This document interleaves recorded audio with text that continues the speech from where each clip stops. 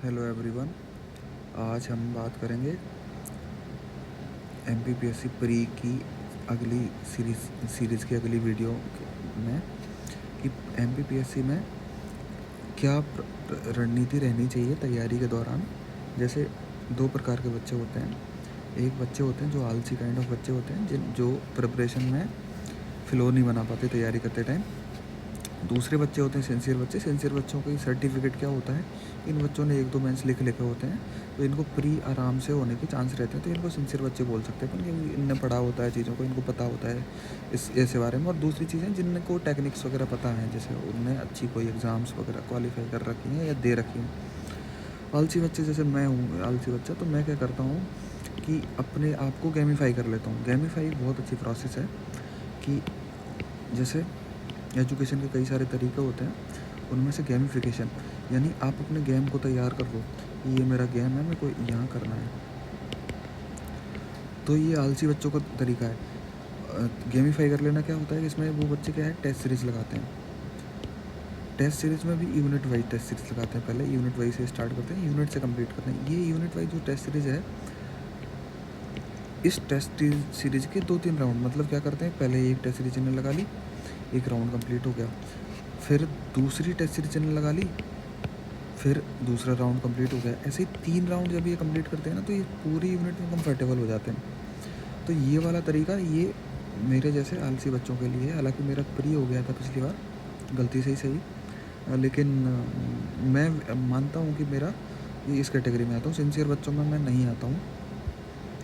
Sincere बच्चे, इनकी भी कुछ ऐसी तारीफ़ वाली बात नहीं है कि बहुत समझदार बच्चे होते हैं। आलसी बच्चों की भी क्वालिटी होती है। जैसे आलसी बच्चों को बहुत सारी चीज़ें वो पता होती हैं जो इनको कभी पता नहीं चलती, क्योंकि ये इनका जो फोकस है, ये लाइफ को ऐसे जीते हैं। तो ये बच्चा है और ये देख रहा है, बस इसको इधर देखना अलाउ नहीं होता। जैसे ही इधर देखता है तो इन बच्चों में आ जाता है। ये आलसी बच्चा क्या होता है कि वो लाइब्रेरी जाता है, वहाँ पढ़ रहा है, वो पढ़ते पढ़ते क्या कर रहा है कि वो मूवी देख रहा है, गाने देख रहा है। ये मोस्ट इम्पोर्टेंट चीज़ें होती हैं लाइफ में। अगर आप मूवी नहीं देखते हो, किताब कोई डिफरेंट नहीं पढ़ते हो, दोस्त नहीं बनाते हो, तो आप कभी भी, मतलब जो ओवरऑल डेवलपमेंट है, यानी कि एक जो पेड़ है वो ऐसे बढ़ रहा है, ऐसे, और एक पेड़ है वो ऐसे बढ़ रहा है, तो ग्रोथ इसकी ज़्यादा दिखती है। यानी कि जो सिंसियर बच्चे होते हैं वो रिजल्ट दिखाते हैं कि भाई ये पीएससी का प्री निकाल दिया। लेकिन जो आलसी काइंड ऑफ बच्चे होते हैं ना, वो ऐसे बढ़ते हैं, यानी वो सारे काम साथ में करने की कोशिश करते हैं, तो उनकी ग्रोथ ज़्यादा दिखती नहीं है। तो इस वजह से इन बच्चों को कमज़ोर बच्चा समझा जाता है। लेकिन दुनिया में सबसे पावरफुल जो काम करते हैं वो यही काम करते हैं, क्योंकि ये जहाँ खड़ा हो जाएगा वहाँ ये लोग 4 मिलके इसके लिए काम करेंगे, तब ये अकेला हेल्प करेगा, क्योंकि इसकी ग्रोथ होने के बाद ये इतना बड़ा आदमी बनता है धीरे धीरे।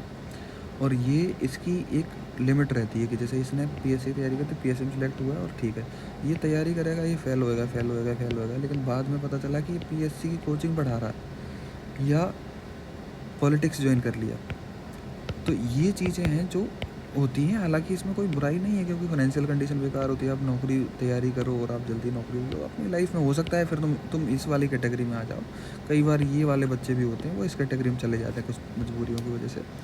तो इस तरीके से, तो ये जो 2 तरीके मैंने आपको बताए हैं, टेस्ट सीरीज़ ज्वाइन करो और ये 2-3 आइटरेशन इसके कंप्लीट करो कि आप यूनिट 1, 2, 3, यानी जैसे भी आपको करना है सब्जेक्ट वाइज करो, लेकिन पढ़ना है उस तरीके से, पढ़ना सीखना है कि कोई बुक पढ़नी है तो बुक में से केवल वही चीज़ पढ़नी है जो एग्ज़ाम में आती है। दूसरा मेथड मैं आपको बताऊं, एक होता है कि क्वेश्चन किस प्रकार के कहाँ से आ रहे हैं, ऐसे पेपर से तैयारी करो। जैसे 2021 का पेपर उठाओ, इस मेथड को बोलते हैं रिवर्स इंजीनियरिंग। रिवर्स इंजीनियरिंग ये इंजीनियरिंग वाले बच्चों ने निकाला हुआ है, जिसमें बच्चा क्या करता है कि जैसे मान लो 2021 में क्वेश्चन आया था आयोग से इस प्रकार का, तो वो उसी प्रकार के क्वेश्चन तैयार कर लेगा, मतलब देख लेगा कि मेरे को ऐसे पढ़ना है। जैसे टफ क्वेश्चन आया था पॉलिटी से, एमपी की से, तो वो एमपी की पॉलिटी उस हिसाब से पढ़ेगा, ऐसे करते जाएगा। 21 वाला पेपर कंप्लीट कर लिया उसने, फिर सेम टू सेम वो 2020 वाले पेपर के क्वेश्चन उठाएगा और सेम टू सेम करेगा। तो मतलब वो तैयारी क्या करता है कि तैयारी को ऐसे डायरेक्शन देने की, ये पीएससी है और ये वो डायरेक्शन दे रहा है कि पीएससी मेरे कब्जा से बाहर नहीं जाना चाहिए उसका प्री, ऐसे। और जो दूसरा बच्चा होगा वो क्या करेगा कि वो किताबें पढ़ने की कोशिश करेगा। पीएससी है मान लो इधर, और वो बच्चा क्या कर रहा है किताबें कंप्लीट कर रहा है, उसको नॉलेज है इधर का, उसको नॉलेज है इधर का, उसका नॉलेज है इधर का, उसको नॉलेज है थोड़ा सा इधर का, तो मतलब उसका प्री क्वालिफाई नहीं होगा, वो बच्चा बहुत इंटेलिजेंट समझ में आएगा।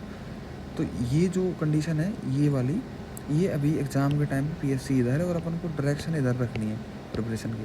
तो ये डायरेक्शन रखने के तरीके ये हैं, जैसे एग्ज़ाम पेपर देखो उसमें कहाँ से आया, कैसे क्वेश्चन आते हैं, डिफ़िकल्ट जहाँ से आते हैं, डिफ़िकल्ट।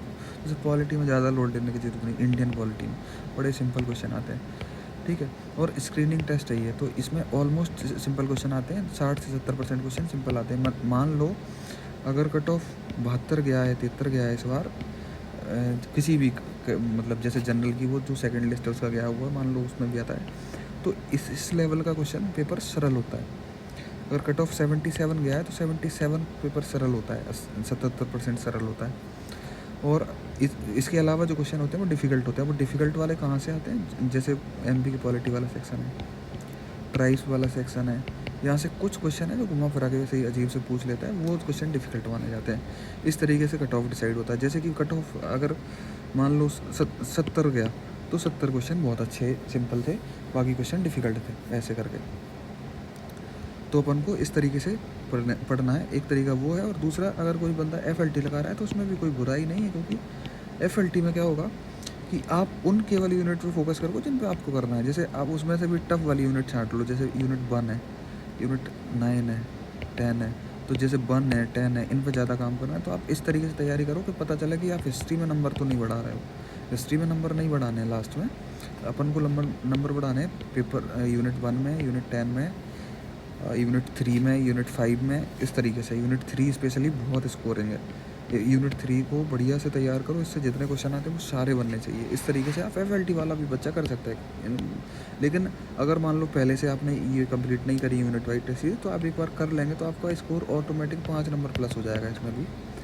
और अगर आपको ये वाली देने की आदत, और इसमें स्कोर पे नहीं जाना है, जैसे स्कोर से कई बच्चे क्या होते हैं कि पेपर, कई इंस्टीट्यूशन पेपर बहुत खतरनाक बनाते हैं, 55 ही स्कोर आता है, 65 स्कोर आता है, बच्चे कन्फ्यूज हो जाते हैं कि अब तो मेरा सिलेक्शन नहीं होगा, ये होगा। ये सिलेक्शन डिसाइड नहीं करता, दरअसल इससे आपका सेक्शन जो गलत हो रहा है, मतलब जो सेक्शन आपका यूनिट 1 से गलत हो रहा है, यूनिट 10 से गलत हो रहा है, उन पर काम करने की जरूरत है। हिस्ट्री से गलत हो गया, बाहर में जाए, इंडियन ज्योग्राफी से, वर्ल्ड ज्योग्राफी से गलत हो गया, बाहर में जाए, मुझे कोई मतलब नहीं। तो आपको वो वाले पोर्शन कवर करने हैं जो आपके लिए मैटर करते हैं एग्जाम में। तो वो सारी चीज़ें ध्यान रख के आपको तैयारी करनी है। All the best, thank you very much.